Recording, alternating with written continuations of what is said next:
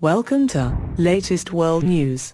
Pope Francis, visiting his first conflict zone, has said he hopes next month's polls in the Central African Republic, CAR, will open a new chapter for the country. CAR has been torn apart by violence between Muslim rebels and Christian militias.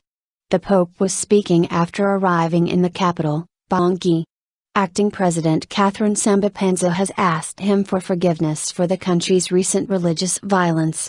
Large crowds lined the road from the airport to welcome the Pope, and people cheered and sang when he arrived at a refugee camp. In an address at the presidential palace, he called for unity and to avoid the temptation of fear of others, of the unfamiliar, of what is not part of our ethnic group, our political views or our religious confession. The Pope said ahead of his trip he was determined to bring a message of peace and hope to the country. During the visit, the pontiff will celebrate Mass in Bangui, but is also expected to meet Muslim leaders and visit a mosque in the city's Muslim enclave, known as PK5. This is the last leg of an African tour which took in Uganda and Kenya. In Uganda, the Pope celebrated Mass in front of an audience of hundreds of thousands of people, and spoke at a Catholic shrine dedicated to Christians martyred for their faith in the 19th century. The Mass marked the 50th anniversary of the martyrs' canonization.